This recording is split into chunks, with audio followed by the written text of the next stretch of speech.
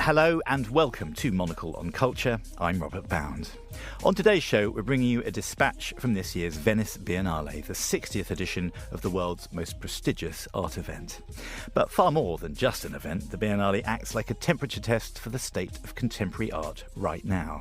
Who's making a name for themselves? What kinds of themes and subjects are taking centre stage? How are politics coming into play? And what's the mood of the global market? The title of this year's main exhibition was Foreigners Everywhere, and unsurprisingly, therefore, many pavilions tapped into themes of belonging, migration, and the febrile state of global politics. On today's show, the first of two from the Floating City, we'll be hearing from the artist and curator behind an astounding inaugural pavilion for Ethiopia, finding out how the artist representing South Korea managed to bottle the scent of a peninsula, and examining how history is never far from the surface of the mosaic works on display at the Romanian pavilion. All aboard the number one Vaporetto then, we're on our way to the Giardini on today's Monocle on Culture.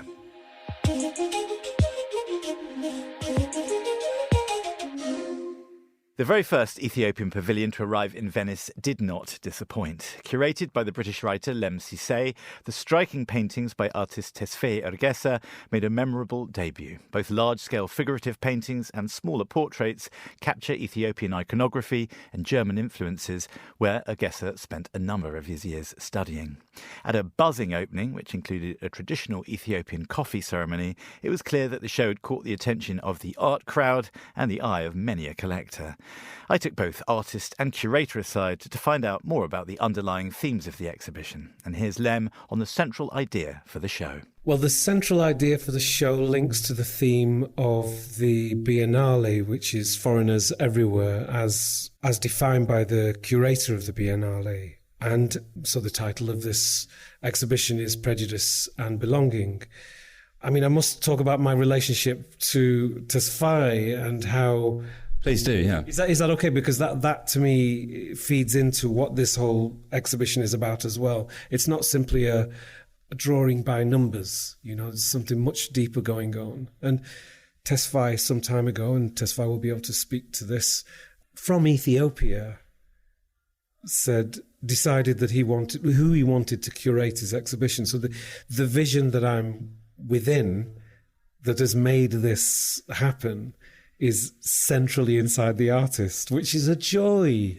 So we then embarked on building a relationship through Tesfaye's work, through him making the work in the studio. I'm sorry to talk about you while you're sat here, and feeling each other out, really. Was I up to the job? Was I, able to connect with Tesfaye and connect with Tesfaye's work? My job is to serve as curator, to serve the artist and serve the artist's vision, whichever way that manifests. So that could be a conversation, about the work. Actually, Tesfaye's his attention to his work is his business. That's not for me to intrude on or to influence or to whatever. But the wider context, that's what we can discuss. We did discuss. It's beautifully put, and I wondered, Tesfaye, in that instance, what it's like. You're not working to a brief, but working in collaboration. Sometimes there's strength in numbers. Sometimes it can put an artist into a box. How was it working in the studio and coming up with this fresh body of work under the beady eye of Lem Sisay? Well, actually, this is something I was thinking about for a long time. I told you, Lem, I've been looking for to meet Lem since, 3 years or something like that. Since I know you, basically. Because... Now we are connected. Lemon, he was born and raised in London, but basically his parents are from Ethiopia. I'm from Ethiopia, and he's really a good craftsman in terms of words. And I'm an artist, and I do a lot of things with image. So the collaboration between image and words, in my imagination, looked amazing. I tried to contact him, and he was willing, to join. And since then, we have. This is an incredible journey for us together, and now we are here. And this, the work that you and Lem have been talking about, it looks so bold and so beautiful on the walls of the Palazzo here. When we walk in, there's a short video of you working, and it's plain to see your sort of joy and confidence with paint. Maybe you can tell us a little bit about your relationship with the brush and with paint going back. Well, actually, like painting is like an incredible medium, Basically, you can do almost everything with it. Even if it's just, a visual element, but you can still add, lots of abstract imagery into it so that, to give it a sense of, reality. One of the things that fascinates me about painting, though, is that I am able to learn about myself a lot. And this is an incredible journey. It's not about, things that I know only, even though that is always like, part of the painting, but it's just like a medium to go beyond what you know and into a greater dimension. And actually, then you have to trust the process and you have to go bold, because as long as the painting in the studio, it's a conversation between the painting and me, and it can go on and go on until we both like kind of need a break or like go to different painting. This is very, very interesting. If you want me to go into a little bit of detail, like, the process goes on. I have always like a kind of fragile image in my head. And then I use the surface of canvas, to take that from me onto it. And then the canvas at some point become full.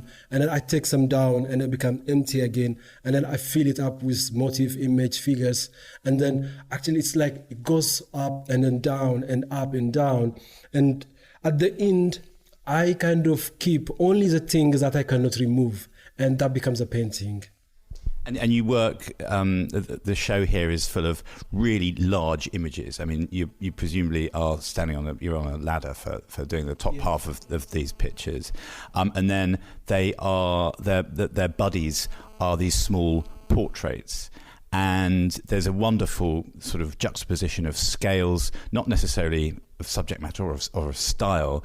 Is that a bit of they're obviously telling a different story. Maybe you'd like to tell us what the story is of the relationship between the scale and whether or not they're a bit of a palette cleanser after working on such a big canvas. Yeah. Well, it's completely different, but at the same time, they have also shared so much. You can see it as if you are making a movie, like you have this wide angle where you see all the elements and then you focus on the face at some point. And in terms of like working, in terms of process, like a big painting takes really long time. So you kind of build up a relationship, very intimate relationship, because it stays with you for a long time. But at the same time, you need like smaller work so that, you can work, you can, finish everything and then see what the result, whether you like it or not. So it takes like a couple of days and the other one like a couple of weeks. So it gives you like, that kind of balance, to see something, whatever result that comes. I love that idea that it's like a movie, you're doing a wide angle lens and then a close up. Lem, I wanted to ask you in terms of the collaboration, and words and images are always a fascinating. They don't always make happy bedfellows. They obviously have done in this instance. Because I wondered what sort of words and language you're using to talk with each other, because artists tend to want to paint a picture rather than describe it, and you are obviously in the business of words. So I'd love to know about that sort of linguistic relationship. Well, let me start from Foreigners Everywhere, the theme for the entire festival by the curator of the festival. It's words as art. It's Foreigners Everywhere made into neons, and those neons were part of a arts activism movement by a French collective. So words are right at the heart of what this festival is. And actually the curator in his introduction spoke of poets as well. And a lot of the Biennale have matched up with poets, funny enough. The artist has chosen to be with a poet, and poets and artists have been together since the beginning. So the relationship between poetry and art is strong and has always been.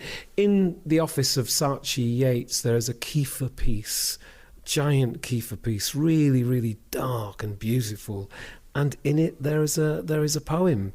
So, poetry and art have a very strong relationship, and I think a strong artist, as Tesfaye, has somehow recognised that and somehow asked for this poet from thousands of miles away to sort of connect, and I truly have. And in fact, there is one word inside this whole exhibition which I noticed the other day, and I'm really pleased, and that word is fragile.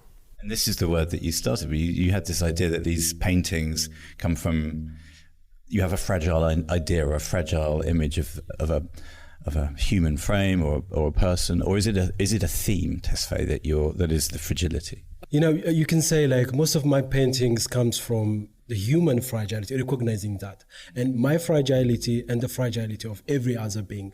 And also, like, you know, I was telling Lemon last time, like, you know, human being, even, you know, when you see the development of any human race, and most of the things related to their fragility as well, you know, to protect themselves, to sustain, you know, their life, and so on.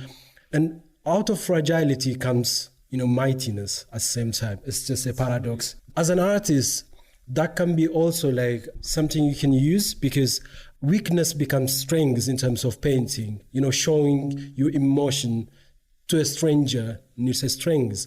And then these are the things, like, you have to be open with yourself and recognize it, and because it belongs to you and it belongs to everyone else as well. So just on this idea of Lem's pinpointed fragile as a central word in this. It's the only word. That's what I said. It's the only word in the exhibition. I wasn't saying it's central, but it is the only one. I've got to say, if you don't mind me saying, but the strength and I don't want to say nobility, because I don't like the word to describe African figures, but there is a confidence actually in these figures, which comes from an inner strength, which can show vulnerability, you know. And in a writer's term, the writer's word I've heard for this is radical vulnerability. It's like strength with being vulnerable and being able to show yourself. And I see that in the work, and that it leaves the viewer confounded. Tesfaye has a brilliant confounded about, these are confident people. These are not people who are lost. They may be migrants, they may be in a different country, they may be the strangers to other people, but they're not strangers to themselves. They know themselves. And Tesfaye spoke to me about, we are the foreigners, we who enter the gallery. They're not the foreigners. You know, the theme of this is foreigners everywhere, but they're not, they're at home. He's at home with them. The artist, they're his people. It's so powerful. We are the foreigners. The writer Lem Sisay, there, curator of the first Ethiopian pavilion at the Venice Biennale. And of course, we also heard from the artist himself, Tesfaye Ergesa. Portugal has plenty more to offer visitors than sun, sea and sand. With its vibrant cities, rolling vineyards, an incredible history of design and a resourcefulness that always amazes. It's a fun place to eat. I mean, like, you just don't stop. It's sunny and it's warm and everything's outside. It's great. Portugal, the Monocle Handbook, is the first in a brand new series revealing our favorite places to eat, stay and shop, from Lisbon to the Azores. Should you wish to stay a little longer, it will also help you find a neighborhood that could become your new base and introduce you to the people who have already put down roots. Head to monocle.com to find out more and prepare to see this fascinating nation afresh.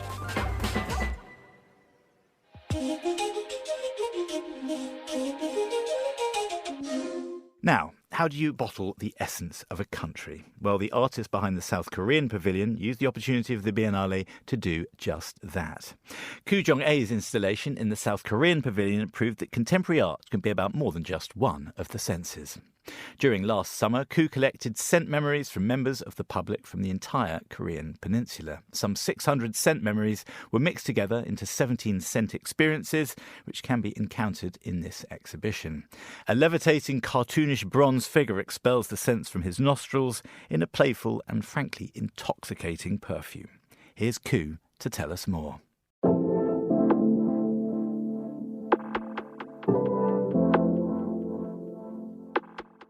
We wanted to, my project, Odrama City, wanted to portray Korea Peninsula. So the way to do this, it was collected all the people's memories and created a new sense from that. So we had an open call from June to September last year, and then over the globe to collecting the scent memory of Korea through Korean and non-Korean people who in Korean, in North Korea, South Korea, and out of the country, where the people who are visited Korea, as well, like for their work or scholarships or as a tourist, and who remembers the Korean Sen. So we collected in the end 600 storytelling about Korea. Then from then we started to edit it about interesting words, categorized as like cities and the small villages or mountains, geographically rivers, also the industrial area or where we massively grow. And also the many categories we are trying to figure out what kind of memory we getting from 600 storytelling.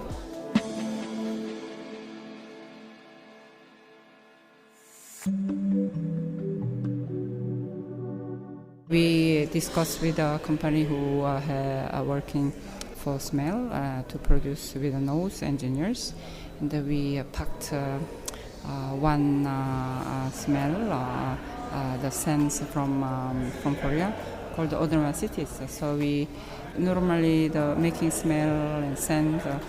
It takes a lot of time because it's engineering the structure of the particle and the physics and all the ingredient that is from so wide connections in nature in sense. And so we have only extracted sen that can be accessible for the public space, like sen as a public project, you know. We bottled in, we convert into also edition and installations in the Korean pavilion. And other 16 cents making into really realistic sense about Korea, urban sen like sen of Seoul, or Changtokdae like the storage of all the ingredients for Korean food, and also some Korean traditional architect, also their environment like human smell.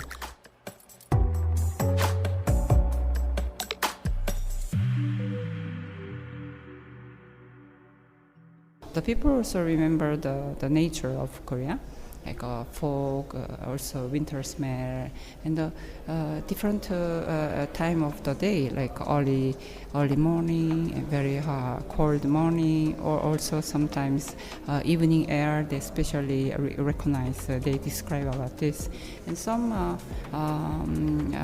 people also recognize the scent of Korea from outside of Korea, like in Canada, while they are kind of having a coffee with some kind of donuts in the sour cream.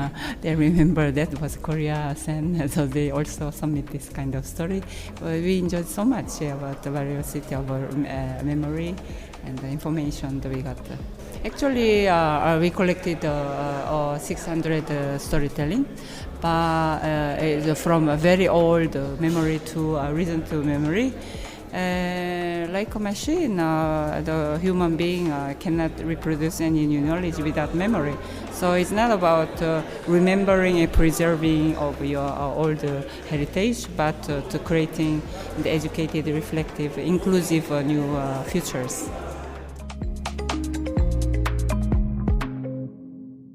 The representative of the South Korean pavilion, Koo Jong-ae there.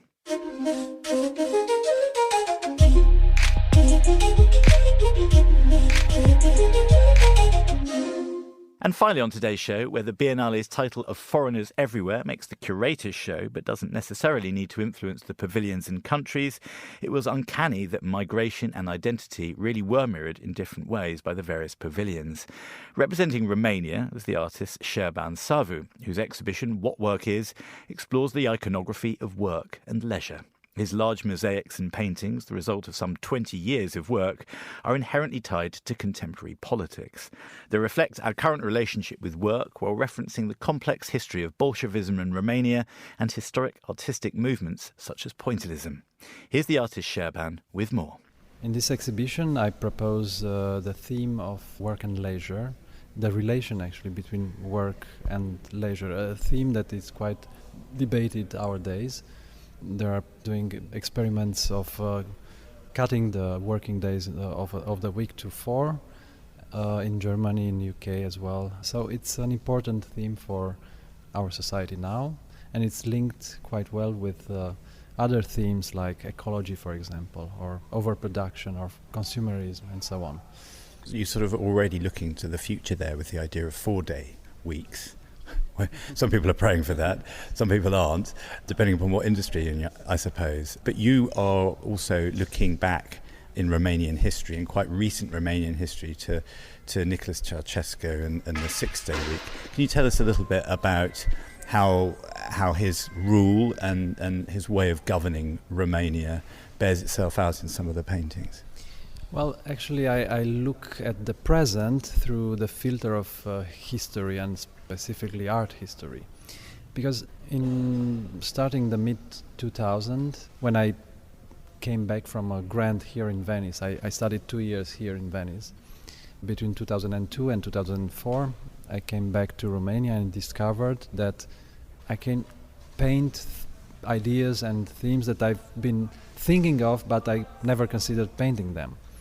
So it coincided with my artistic maturity, and I wanted to learn more about what happened from the Romania before '89, the communist Romania, to nowadays, to mid-2000, let's say.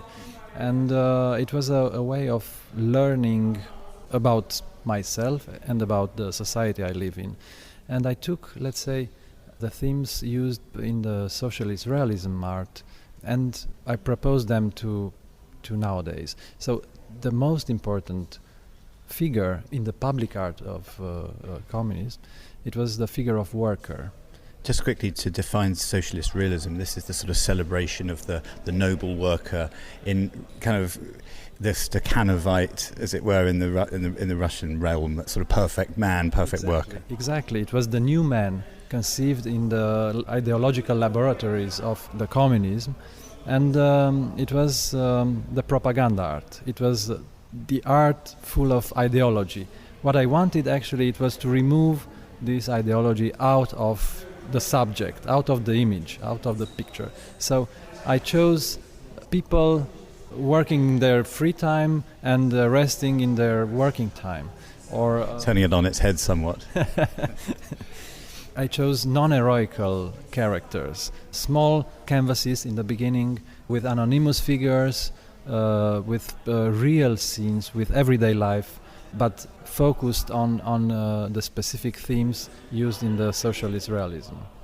And so we see, I mean, looking across here, we see perhaps acts of heroism, perhaps, heroic men and women going about their working day, but we also see sort of Renoirish scenes of riversides with sunbathers. We see something a bit like a sort of Haywain over here with a ferry crossing and things like that. So you're looking at art history and at the sort of propagandist history in art, yes. And it looks also a bit like religious history. Yes, Shervan, tell us about how all these meld together in your mind, and whether they also gel together in certain of this polyptych that you put up. Well, actually, of course, these are the works made during almost 20 years, and many ideas came to my painting in those years. But the curator and we selected, let's say, themes and paintings and works more related to the work and leisure, but of course they contain also other ideas, like the relation between ideology and propaganda, which is quite an important idea in my work. The polyptych, for example, is a canonical form of art. There is something very much like a very grand church about this, about the way that you've hung this show as well. Exactly, it's a religious form of art actually, but in this polyptych is completely like. But my idea and my suggestion is that those religion and propaganda and ideology, they somehow work together, or they meet at some point. In a totalitarian state like Romania was before 1999, religion was overtaken by ideology. The art of the socialist realism actually used the figures of the heroical figures of workers as they were saints. It was a replacement actually. Just thinking about Lenin Mausoleum in Russia now, it's the relic It was made a saint out of a historical figure. No, it's the same mechanism actually. And I just wanted, while we're on the subject of the mosaic, to come over here and look at this sort of maquette, this model of an apartment block, which I believe is here in Venice, in a new part of the town. Is it, or is this mural going to go up in? No, it's the model. Actually, is the building I grew up in. It's in Cluj, Romania, and I imagined a mosaic for this kind of buildings. Which this building is quite emblematical for Romania and for the communist times, and I imagined what if a real scene with real people would look on the facade of this kind of block for people who actually live in this kind of block of flats. It's a mosaic made for them, a real scene with real people, a real picnic, a real leisure. It's a sort of historical revenge. I love that idea. It's very beautiful, it's very meaningful, and it's really stunning show. I just wanted to ask you one final question. We talked at the beginning of our conversation about these 4-day weeks and where the future might look. If you painted for another 20 years under a similar theme, what do you think you might be painting? Yeah. Now I think I'm just I don't know. I'm interested in also in other themes, not necessarily in this one. But on the other hand, the society changes, and I'm interested in my times actually, and also. I cannot understand the present without looking into the past. I cannot understand art without looking into its history. So I will be all the time focused on what's around me, but also about my readings or my interest in certain themes, or this can change quite often actually. And I would like to follow my instinct. And that is it for this week. My thanks to Sherban Savu and to all my other interviewees in Venice this week. Monocle on Culture is produced by Sophie Monaghan-Coombs and Steph Chungu, and Steph also edits the show. We'll be back at the same time next week, but until then, from me, Robert Bounds, thanks for tuning in.